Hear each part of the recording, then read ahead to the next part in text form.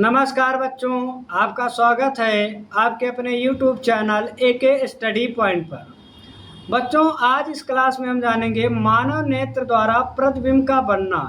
इससे पहले वाली जो क्लास हुई है उसमें आपको सभी चीज़ें बिल्कुल बहुत अच्छे तरीके से समझाया गया है। यदि आपने इससे पहले वाली क्लास नहीं की है तो सबसे पहले आप उस क्लास को कर लीजिए। बच्चों, यदि आपको हमारी वीडियो पसंद आए तो वीडियो को लाइक, शेयर और चैनल को सब्सक्राइब जरूर कीजिएगा। तो आइए देखते हैं बच्चों, इसकी परिभाषा क्या होगी।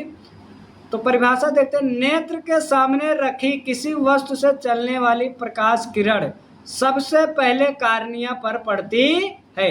तो बच्चों, जैसे अगर हम बात करें, जो हमारा नेत्र होता है, अगर ये किसी वस्तु को देख रहा है तो उस वस्तु पे प्रकाश पड़ती है और उससे क्या होता है बच्चों, परावर्तन होता है। तो परावर्तन के बाद सबसे पहले कहाँ पड़ती है बच्चों, कार्निया पर पड़ती है। कहाँ पड़ती है बच्चों, कार्निया पर पड़ती है। इतनी बात समझ में आई। तो बच्चों आइए देखते हैं कार्निया क्या है। इससे पहले वाली क्लास में आपको बताया गया है बच्चों कार्निया क्या होता है। तो यहाँ पे बच्चों ये उभरा हुआ आपको भाग दिख रहा होगा, यही हमारा क्या कहलाता है बच्चों, कार्निया कहलाता है। बात समझ में आई। तो ये हमारा क्या कहलाएगा, कार्निया कहलाता है। तो अब आइए देखते हैं, कार्निया पर पड़ती है, अपवर्तन के बाद नेत्र में प्रवेश करती है। तो बच्चों यहाँ से इसका क्या होगा, अपवर्तन होगा और उसके बाद ये नेत्र में क्या करती है, प्रवेश करती है, जो क्रमशः जलीय द्रव, नेत्र लेंस, कचाव द्रव से होते हुए रेटिना पर पहुंचती है, जहां पर वस्तु का वास्तविक और उल्टा प्रतिबिंब बनता है।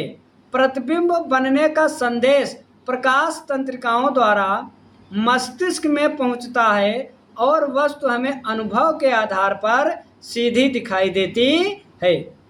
तो बच्चों यहाँ पे कह रहा है कि जो नेत्र होता है, तो अगर उस नेत्र के सामने कोई व्यक्ति या कोई वस्तु है तो उससे चलने वाली प्रकाश किरण सबसे पहले बच्चों कहाँ पे आती है, कार्निया पर पड़ती है। कहाँ पड़ती है, कार्निया पर। ठीक है। तो आइए देखते हैं इसमें कार्निया है कहाँ पे जरा बच्चों। हमने आपको बताया ये जो नेत्र का उभरा हुआ पार्ट है इसी को हम क्या बोलते हैं बच्चों, कार्निया कहते हैं। ठीक है, इसी को हम क्या कहेंगे बच्चों, कार्निया कहते हैं। आई होप आपको समझ में आ रहा होगा। तो इसी को हम क्या कहते हैं बच्चों, कार्निया कहते हैं। यहाँ पे देखो ये व्यक्ति खड़ा है, ठीक है, इस व्यक्ति से चलने वाली प्रकाश किरण ये जो उभरा हुआ भाग है इसी पर ये पड़ेंगे। ठीक है। तो ये जो उभरा हुआ भाग है इसी को ही हम क्या कहते हैं, कार्निया कहते हैं। बात समझ में आई, क्या कहते हैं बच्चों, कार्निया कहते हैं। इतनी बात समझ में आई। तो यहाँ पे ये कोई व्यक्ति खड़ा है, ठीक है, ये कोई क्या है, व्यक्ति है। इस व्यक्ति से चलने वाले प्रकाश किरणें सबसे पहले कहाँ पड़ती हैं, कार्निया पर पड़ती हैं। आई होप आपको समझ में आया होगा। अब आइए इसके बाद देखते हैं, इसके बाद हम देखते हैं क्या कह रहा है। अब कार्निया से क्या होगा बच्चों, अपवर्तन होगा। क्या होगा, अपवर्तन होगा। अपवर्तन के बाद जलीय द्रव में, किसमें बच्चों, ये जलीय द्रव में। तो यहाँ पे अगर हम बात करें बच्चों, ये जो हमारा नेत्र लेंस और कार्निया है इनके बीच में बच्चों यहाँ पे ये हमारा भरा रहता है क्या, जलीय द्रव भरा रहता है। क्या भरा रहता है, ये जलीय द्रव भरा रहता है। इतनी बात समझ में आई। ये हो गया जलीय द्रव। और उसके बाद कह रहा है नेत्र लेंस कचाव द्रव से होते हुए रेटिना पर पहुंचती है। तो बच्चों यहाँ पे ये आपको जो दिख रहा है यही हमारा क्या कहलाएगा बच्चों, यही हमारा क्या कहलाएगा, नेत्र लेंस कहलाता है। ठीक है, यही हमारा क्या कहलाएगा, नेत्र लेंस कहलाएगा। आई होप आपको ये समझ में आया होगा। ये वाला पार्ट हमारा क्या कहलाएगा, नेत्र लेंस कहलाएगा। और उसके बाद कह रहा है कि कचाव द्रव। ठीक है, तो यहाँ पे आइए देखते हैं कचाव द्रव। तो यहाँ पे नेत्र लेंस जो है और जो रेटिना है इनके बीच में बच्चों हमारा यहाँ पे क्या भरा रहता है, कचाव द्रव भरा रहता है। ठीक है, यहाँ पे हमारा क्या भरा रहता है, कचाव द्रव। कह रहा है कि अपवर्तन के बाद जलीय द्रव, नेत्र लेंस कचाव द्रव से होते हुए कहाँ पहुँचता है बच्चों, रेटिना पर पहुँचता है और यहीं पर प्रकाश किरणें क्या होती हैं, मिलती हैं। तो यहीं पर वस्तु का क्या बनता है, प्रतिबिंब बनता है। लेकिन कैसा प्रतिबिंब बनता है, यहाँ पे जो प्रतिबिंब बनेगा बच्चों वास्तविक होगा। कैसा होगा, वास्तविक होगा। और वास्तविक के साथ साथ ही बच्चों हमारा क्या होता है, उल्टा प्रतिबिंब होता है। आई होप आपको समझ में आ गया होगा। ठीक है, तो बच्चों यहाँ पे हमारा जो प्रतिबिंब बनेगा वास्तविक और उल्टा बनेगा। लेकिन क्या कह रहा है बच्चों, संदेश प्रकाश तंत्रिकाओं द्वारा मस्तिष्क में पहुंचता है। तो यहाँ से बच्चों प्रकाश तंत्रिकाएं जो होती है वो हमारे मस्तिष्क को क्या करती है, संदेश भेजती है। और वस्तु बच्चों यहाँ पे ये वस्तु होगा, ठीक है, इसको ठीक कर लेना, क्या होगा यहाँ पे वस्तु। और वस्तु अनुभव के आधार पर हमें क्या होगी, सीधी दिखाई देती है, ठीक है, ये वस्तु है, ठीक है, वस्तु हमें अनुभव के आधार पर सीधी दिखाई देती है। आई होप आपको समझ में आया होगा बच्चों।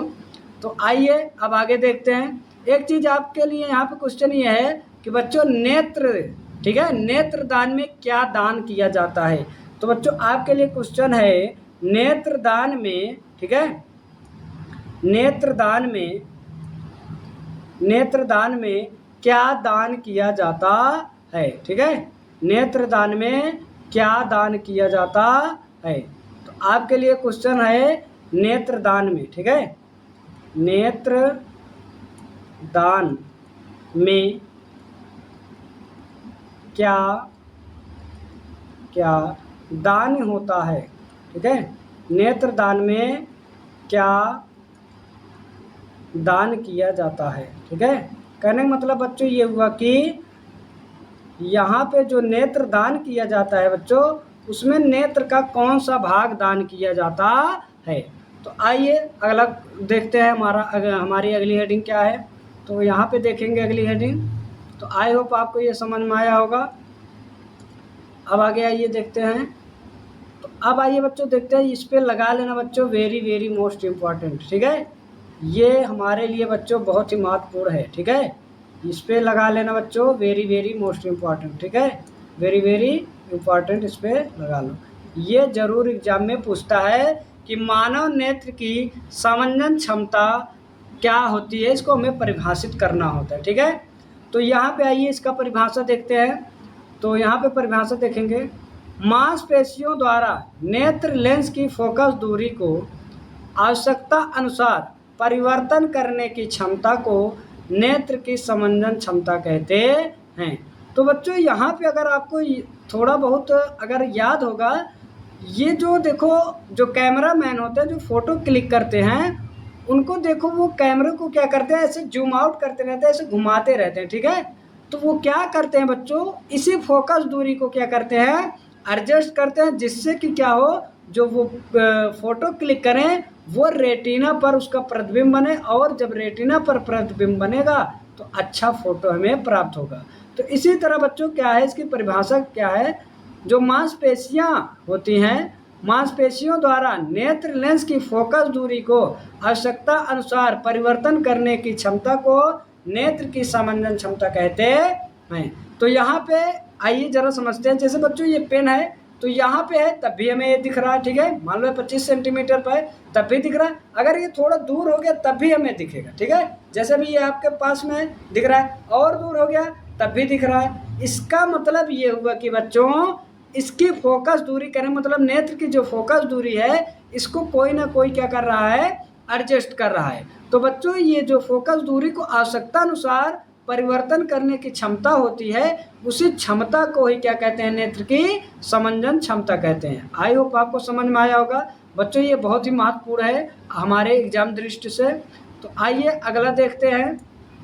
अगला देखें, हमारी अगली हेडिंग है नेत्र की दूर बिंदु और निकट बिंदु। तो बच्चों यहाँ पे आपका ऑब्जेक्टिव क्वेश्चन बनता है, नेत्र का निकट बिंदु कितना होता है और नेत्र का दूर बिंदु कितना होता है। तो बच्चों यहाँ पे अगर हम बात करें नेत्र की दूर बिंदु की, तो अनंत होती है। क्या होती है बच्चों, अनंत। अगर आपके एग्जाम में आ गया नेत्र का दूर बिंदु क्या होता है, तो वहाँ पे ऑप्शन आप जाओगे अनंत के साथ, ठीक है। तो ये बच्चों अनंत का चिन्ह होता है, ठीक, ये होता है अनंत का चिन्ह। और अगर हम बात करें निकट बिंदु की, तो निकट बिंदु जो होता है बच्चों 25 सेंटीमीटर होता है। आप लोग वैसे भी देखो कि लोग बोलते हैं कि पुस्तक को कम से कम 25 सेंटीमीटर की दूरी पर रखकर पढ़ना चाहिए, अन्यथा वो हमें उतना स्पष्ट नहीं दिखाई देगा अगर हम 25 सेंटीमीटर से ज़्यादा नज़दीक कर लेते हैं। बात समझ आए। तो यहाँ पे बच्चों आपको दूर बिंदु पता चल गया, क्या होता है बच्चों, अनंत होता है। और उसके बाद निकट बिंदु की अगर हम बात करें तो बच्चों ये क्या होता है, 25 सेंटीमीटर होता है। आई होप आपको समझ में आया होगा। आइए अब आगे देखते हैं। आगे देखेंगे तो अगला हमारा हेडिंग क्या है बच्चों? अगला हेडिंग देखते हैं नेत्र दंड और नेत्र संघ। तो बच्चों यहाँ पे जरा ध्यान दो, यहाँ पे जो हमारा नेत्र होता है, नेत्र में हमारा रेटिना है। अब रेटिना में दो प्रकार की कोशिकाएं पाई जाती हैं जो लाखों की संख्या में होती है, ठीक है। नेत्र की रेटिना पर हमारे दो प्रकार की कोशिकाएं पाई जाती हैं जो लाखों की संख्या में होती हैं। तो एक प्रकार की तो हो गई दंडाकार, ठीक है, कैसा हो गया? जैसे दंडाकार का हो गया, ठीक है। और एक हमारा हो जाता है बच्चों शंक्वाकार। जैसे मान लो एक ये हो गया बच्चों, ये हो गया दंडाकार, ठीक है। बिल्कुल अगर ये सीधा है तो क्या हो जाता है बच्चों? दंडाकार हो जाता है, ठीक है। क्या होता है? दंडाकार। आइए आपको दिखाते हैं अभी।